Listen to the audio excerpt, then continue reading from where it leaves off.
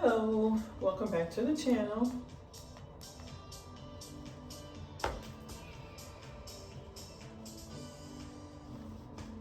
If you are new here, welcome. If you're returning, welcome back. Today, I want to get more into co-parenting, the co-parenting relationship. Let's talk about it. Signs of a successful co-parenting relationship. Let me turn this music off here.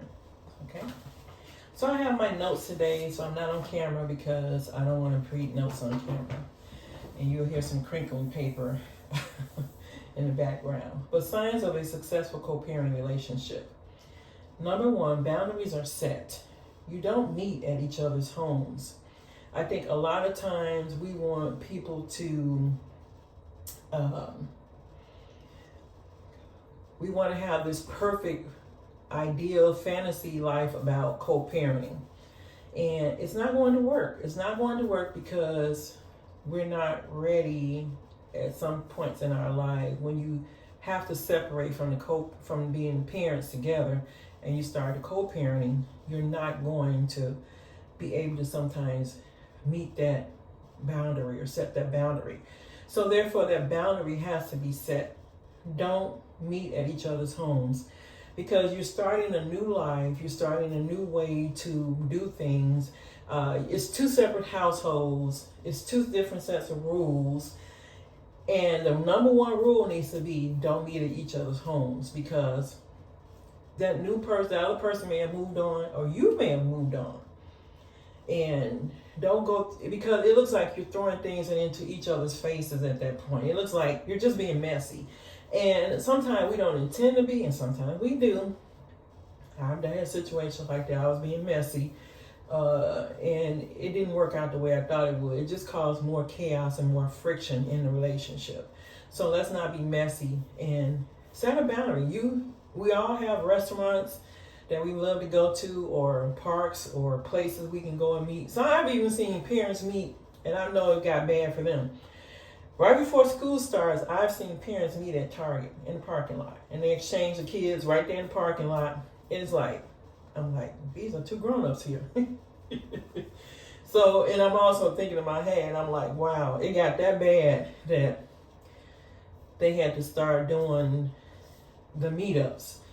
We were busy running around doing Facebook meetups to meet other people. But when you have a relationship with the ex, don't have them come to your house because now they're looking at what you have, you're looking at what they have. You see how that can be an issue?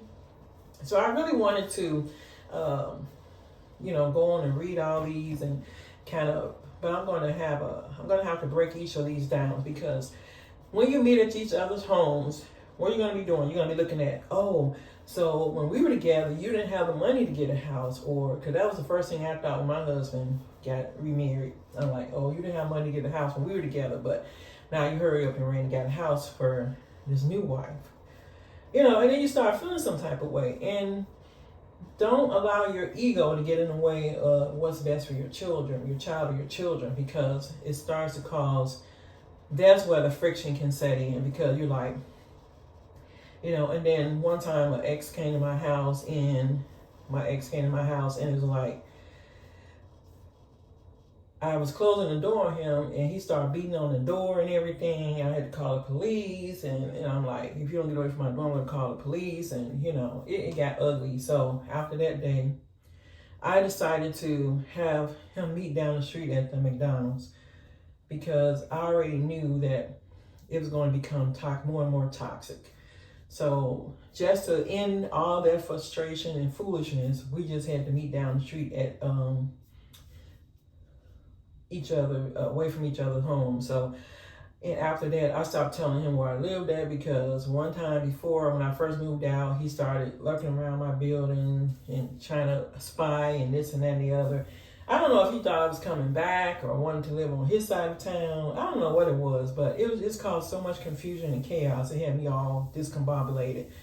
But anyway, I still had to stick to what I knew. I had to stick to what I was comfortable with. And it was hard because I never wanted it to be that way. And setting boundaries means that This person just doesn't pop up on you at any time. You may be getting ready to go to the show. I had an event one time. I was getting ready to go to the show.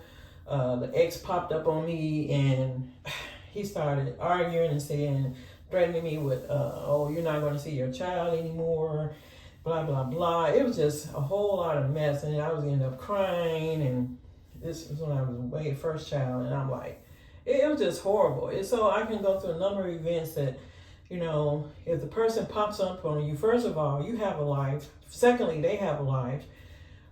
Text each other and say, look, is it okay if I stop by? And this person would never, just always crossing boundaries, never giving me a chance to say yes or no to them popping in. So it was just a mess. So set boundaries with all of that. Don't meet at each other's home because it's not going to work.